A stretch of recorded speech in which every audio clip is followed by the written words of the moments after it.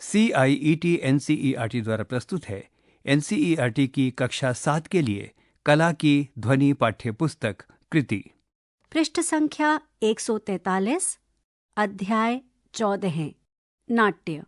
पृष्ठ के ऊपर की ओर दाईं तरफ एक QR कोड दिया गया है। जब आप इस QR कोड को स्कैन करेंगे तो पाठ से संबंधित अतिरिक्त जानकारियां प्राप्त कर सकेंगे।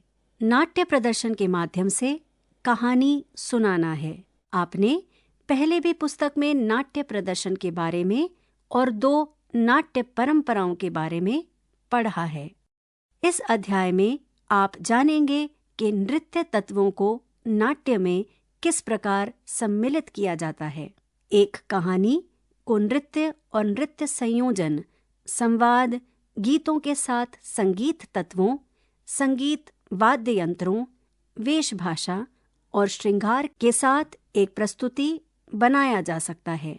अपने मित्रों के साथ कहानी सुनाने और नाट्य में नृत्य मुद्राओं को कैसे सम्मिलित करें, इस पर चर्चा करें। आपके विचार के लिए यहाँ एक कहानी दी गई है और आप प्रस्तुति के लिए अपनी स्वयं की कहानी चुन सकते हैं और उसे प्रस्तुत कर सकते हैं। आइए हम एक कहानी पढ़कर और फिर उस पर नृत्य करके इस अध्याय में आगे बढ़ें। रोचक और आनंददायक होगा। एक दोपहर दादी ने बच्चों को कृष्ण और कालिया नाग की कहानी सुनाने के लिए एकत्र किया। दादी ने अपनी कहानी का शुभारंभ एक मधुर जीवंत आवाज में किया और अपने नाटकीय वर्णन से कहानी को जीवंत बना दिया। पृष्ठ के दाईं ओर एक चित्र दिया गया है जिसमें दादी बच्चों को कहानी सुना रही हैं। शिक्षकों के लिए निर्देश। इस गतिविधि को अपनी क्षेत्रीय भाषाओं और परिपाटियों व अभ्यासों के अनुसार करें। पृष्ठ संख्या 144। बहुत समय पहले कालिंदी नदी के तट पर कालिया नाग नाम का एक राक्षस नाग रहता था। वह एक भयानक प्राणी था जो फुंकारता था और कुंडली मारकर अपने पास आने वाले सभी लोगों को डराता था। पक्षी भी नदी के ऊपर से उड़कर नहीं जाते थे और बच्चे भी नदी के किनारे खेलने से डरते थे। लेकिन एक दिन नन्हे कृष्ण वहां आए। अब कृष्ण को किसी बात का भय नहीं था। वह नदी के किनारे सबसे ऊंचे पेड़ पर चढ़ गए, हाथ में बांसुरी ली और उसे बजाना आरंभ कर दिया। संगीत इतना मधुर और मनमोहक था कि यह पानी पर ऐसे बह रहा था जैसे लहरों पर सूरज का प्रकाश। यहाँ तक कि कालिया भी विरोध नहीं कर सका। महान सर्प धुन पर झूमता हुआ नदी से ऊपर उठा, क्रोध भूल गया और उसकी आंखें खुशी से बंद हो गईं। फिर कृष्ण कालिया के फन पर चढ़ गए और नृत्य करना आरंभ कर दिया। ओह, वो कैसे नाच रहा था! उसके कोमल पैर इतनी सुंदरता और लय के साथ चल रहे थे कि कालिया, जो कि बहुत ही भयंकर था, वह भी उसके साथ सम्मिलित होने से स्वयं को नहीं रोक सका। शीघ्र ही पक्षी चहचहाने लगे, छुपे हुए जानवर बाहर आ गए और बच्चे ताली बजाकर खुशी मना रहे थे। कालिया शांत हो गया और खुशी खुशी नदी में चला गया और फिर उसने कभी किसी को परेशान नहीं किया। बच्चों ने ध्यानपूर्वक सुना और फिर उत्साहित होकर दादी से इस नाट्य को करने में सहायता के लिए कहा। उन्होंने उत्तर दिया, हाँ, हमें पूरी कहानी की योजना बनानी है और उसे रूपरेखा देनी है। नृत्य, संगीत, अभिनय, वेशभूषा और मंच रूपरेखा के साथ नृत्य संयोजन करना है। बच्चों, आप देखिए, संगीत और नृत्य के माध्यम से सबसे उग्र हृदय को भी शांत किया जा सकता है। नाट्य कहानी कहने की हमारी सुंदर कला केवल मनोरंजन के लिए नहीं है, ये सिखाती है, उपचार करती है और यह शांति लाती है। सभी पारंपरिक प्रदर्शन सर्वशक्तिमान का आशीर्वाद प्राप्त करने के लिए अभिवादन के साथ आरंभ होते हैं। यहाँ आपको नाट्य के संदर्भ में अभिवादन और उपदेश के संदर्भ दिखाई देंगे। उन्होंने कहा, हमारी परंपराओं में प्रत्येक नाटक कृतज्ञता के साथ आरंभ और समाप्त होता है। प्रदर्शन से पहले हम इसकी सफलता के लिए आशीर्वाद मांगते हैं, जैसे हम अपने दिन का आरंभ प्रार्थना से करते हैं या स्कूल में सुबह की सभा के दौरान गाते हैं। यह अपने मन को केंद्रित करने में सहायता करता है और शांति की भावना लाता है। भारतीय नाट्य परंपरा में किसी भी नाटक के आरंभ में अभिवादन एक अनिवार्य भाग है। आइए कुछ प्रार्थनाएं सीखें जिन्हें नाट्य के समापन के बाद सर्वशक्तिमान को अभिवादन और आशीर्वाद के रूप में गाया जाता है। पृष्ठ की बाईं ओर एक चित्र है जिसमें कृष्ण कालिया नाग पर नृत्य कर रहे हैं। पृष्ठ संख्या 145। यहाँ एक उदाहरण दिया गया है जिसे आप अपने प्रदर्शन में अभिवादन के रूप में उपयोग कर सकते हैं या आप स्वयं भी इसका चयन कर सकते हैं। अभिवादन। पृष्ठ की बाईं ओर एक दस्तावेज दिया गया है जिसमें लिखा है, गजवदना बेदुवे गौरी तनया त्रिजगा वंदितेन सुजानारा पूरिवाने सरसिजनाभ श्री पुरंदरा विठ्ठलना निरुता नेने युवंते नी दयामादो। पद के रचयिता पुरंदरदास। देवराणामा कन्नड़ भाषा। अर्थ गजवदन अर्थात जिसका चेहरा हाथी जैसा अर्थात गणेश। बेदुवे अर्थात मैं प्रार्थना करता हूँ। गौरी तनया अर्थात गौरी का पुत्र है। त्रिजगा अर्थात 3 लोक। वंदितेन अर्थात पूजित। सुजानारा अर्थात अच्छे लोगों द्वारा। पोरेवने अर्थात रक्षक। हे हाथी के मुख वाले भगवान, मैं आपके लिए प्रार्थना करता हूँ। आप देवी गौरी अर्थात पार्वती के पुत्र हैं। तीनों लोकों में आपकी पूजा होती है। आप ऋषि मुनि आदि सभी अच्छे लोगों के रक्षक हैं। अंतिम छंद का अर्थ। सरसिज नाभ अर्थात जिसकी नाभि में कमल है। श्री पुरंदर विठ्ठलना अर्थात भगवान विष्णु। कमल पुरंदरदास का उपनाम। भगवान। निरुता अर्थात सदैव। नेने युवंते अर्थात मुझे याद दिलाओ। नी अर्थात आप। दया मादो अर्थात आशीर्वाद की वर्षा। हे भगवान विष्णु, पुरंदर विठ्ठल, जिनकी नाभि में कमल है, प्रत्येक गतिविधि में आपको याद रखने के लिए अपनी कृपा बरसाएं। मंगल कामना। इसी तरह सभी प्रदर्शन आशीर्वाद के साथ समाप्त होते हैं। उन्होंने यह कहते हुए समापन किया और जब नाटक समाप्त होता है तो हम दर्शकों को उनके समय और ध्यान के लिए धन्यवाद देने के लिए झुकते हैं। अंततः दर्शकों के बिना प्रदर्शन क्या है?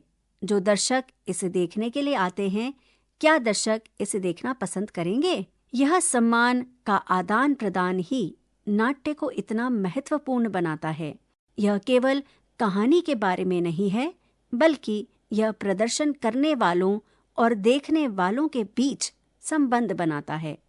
पृष्ठ की दाईं ओर एक दस्तावेज दिया गया है जिसमें लिखा है, ओम सर्वे भवन्तु सुखिनः, सर्वे सन्तु निरामयाः, सर्वे भद्राणि पश्यन्तु, मां कश्चित् दुख भाग्य भवेत्। अर्थात सभी जीव शांति से रहें, कोई भी रोग से पीड़ित ना हो, सभी को समृद्धि प्राप्त हो, कोई भी व्यक्ति दुख से पीड़ित ना हो। पृष्ठ संख्या 146। गतिविधि 14.1। प्रदर्शन की योजना बनाना। आप उन सभी नृत्य तत्वों पर ध्यान देंगे जिन्हें इस नाट्य प्रारूप में सम्मिलित किया जा सकता है। समूह बनाएं। प्रत्येक समूह कहानी के लिए कुछ नृत्य तैयार करेगा। इसके लिए अलग अलग खंड हो सकते हैं। अंग संचालन का चयन। भावों को व्यक्त करने और नृत्य को उत्तम बनाने के लिए उपयुक्त नृत्य गतिविधि के बारे में सोचें और चर्चा करें। प्रदर्शन में निम्नलिखित को अवश्य सम्मिलित किया जाना चाहिए। बिंदु 1 कदम। बिंदु 2 उपयुक्त दृश्यों के लिए लय और विभिन्न बीट्स जैसे 5, 6 और 7 बीट्स। बिंदु 3 नवरस। बच्चों के लिए भयानक, कालिया के लिए रौद्र, कृष्ण के लिए वीर आदि। बिंदु 4 उचित शारीरिक गतिविधियां, ऊपरी और निचला धड़, नितंब की गतियां आदि। बिंदु 5 हस्त के संकेत, जानवरों की हरकतें, छलांगे और चक्कर। पृष्ठ संख्या 147। इस कहानी के संदर्भ में अनुभागों को किस प्रकार विभाजित किया जा सकता है, इसका एक उदाहरण दिया गया है। यहाँ पृष्ठ की बाईं ओर एक चित्र दिया गया है जिसमें नृत्य कला प्रस्तुत करते कुछ कलाकार हैं। खंड। बिंदु 1 अभिवादन। अभिवादन सामान्यतः नृत्य की गतियों के साथ होता है। प्रार्थना की भंगिमाओं को अभिवादन की तरह किसी भी नृत्य द्वारा प्रस्तुत करें। बिंदु 2 कृष्ण और मित्रों का नृत्य। यहाँ आप कौन से चरण और लय का उपयोग कर सकते हैं? बिंदु 3 कालिया की गतियाँ और बच्चों की प्रतिक्रियाएं। क्या आप कालिया के लिए घुमावदार और गोलाकार नितंब गतियों का प्रयोग कर सकते हैं? बच्चों भय कैसे दिखाएंगे? कृष्ण और कालिया के बीच युद्ध। कौन से चरण और लय युद्ध क्रम के लिए उपयुक्त हो सकते हैं? कौन सी छलांग, चक्कर और हस्तगतियां यहाँ जोड़ी जा सकती हैं? बिंदु 5 कालिया की हार के बाद उत्सव। आप उत्सव मनाने के लिए नृत्य कैसे तैयार करेंगे? आप इसके नृत्य संयोजन के लिए अपनी संगीत कक्षा के किसी गीत या बंदिश का प्रयोग कर सकते हैं। बिंदु 6 आशीर्वाद। हस्त का उपयोग करके आशीर्वाद दें। अब आप चर्चा कर सकते हैं। संगीत चयन। विभिन्न वर्गों के लिए सही संगीत तत्वों का चयन किया जाना चाहिए। चर्चा करें कि किस अनुभाग में तालवाद्य या गायन आदि हो सकता है। अपने क्षेत्र के पारंपरिक रूप से उपयोग किए जाने वाले संगीत या गीत को चुनें। पृष्ठ संख्या 148। वेशभूषा और मंच सामग्री अर्थात प्रॉप्स। पात्र के लिए विभिन्न अभिनय सामग्री अर्थात प्रॉप्स और वेशभूषा का चुनाव करें। उदाहरण के लिए यहाँ 5 चित्र दिए गए हैं। पहला चित्र मोर के पंख, दूसरा चित्र बांसुरी, तीसरा चित्र कृष्ण पात्र के लिए धोती, चौथा चित्र नदी का प्रतीक नीला दुपट्टा, पांचवा चित्र जानवरों के लिए मुखौटे। गतिविधि 14.2 अभ्यास और प्रस्तुति। अब आता है मनोरंजनपूर्ण भाग। अपनी रचनात्मकता का उपयोग करके प्रत्येक समूह द्वारा की गई गतिविधि को एक साथ रखें और एक भव्य समापन के रूप में नृत्य और मुद्राओं के साथ अपनी कहानी की प्रस्तुति दें। पृष्ठ की दाईं ओर एक चित्र दिया गया है जिसमें विद्यार्थी एक प्रस्तुति दे रहे हैं। पृष्ठ संख्या 149। आकलन अध्याय 14 नाट्य। यहाँ एक तालिका दी गई है जिसमें 5 खंड और 4 पंक्तियां हैं। खंड 1 सीजी अर्थात दक्षता लक्ष्य। खंड 2 सी अर्थात दक्षता। खंड 3 सीखने के प्रतिफल। खंड 4 शिक्षक। खंड 5 स्वयं। खंड 1 सीजी 3। खंड 2 सी 3.1 सीखने के प्रतिफल। कहानी सुनना समझता है। सीजी 3 सी 3.1 सीखने के प्रतिफल। नाट्य कला में सक्रिय रूप से भाग लेता है। सीजी 3 सी 3.1 सीखने के प्रतिफल उत्सुकता के साथ सहयोग करता है और साझा करता है। CG 3C 3.1 सीखने के प्रतिफल इस प्रस्तुति को बनाने में प्रदर्शन के सभी पहलुओं का कल्पनाशील ढंग से उपयोग करता है। खंड 4 शिक्षक और खंड 5 स्वयं रिक्त हैं, इसे स्वयं भरें। शिक्षक की टिप्पणी और विद्यार्थी का अवलोकन, रिक्त स्थान भरें। पृष्ठ संख्या 150 संकलनात्मक आकलन।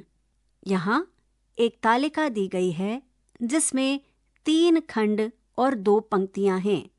पहला खंड, दूसरा खंड आकलन के उदाहरण, तीसरा खंड आकलन के मानदंड। खंड 1 व्यक्तिगत, खंड 2 आकलन के उदाहरण। बिंदु 1 शरीर की मुद्राओं को ज्यामितीय आकृतियों के संबंध में मूर्तिकला की तरह हस्त के साथ दिखाएं। बिंदु 2 नृत्य मुद्राओं का एक लयबद्ध क्रम बनाना। बिंदु 3 हस्त का उपयोग करते हुए वाक्य बनाना। बिंदु 4 परियोजना कार्य। खंड 3 आकलन के मानदंड। बिंदु 1 वे कितनी मुद्राएं उचित समझ के साथ प्रदर्शित कर सकते हैं और उन्हें मूर्तिकला के साथ सटीक रूप से सहसंबंधित कर सकते हैं। बिंदु 2 क्या नृत्य गतियों का क्रम अभ्यास और विधि को समझकर किया जाता है। बिंदु 3 बातचीत के लिए हाथों का उचित उपयोग।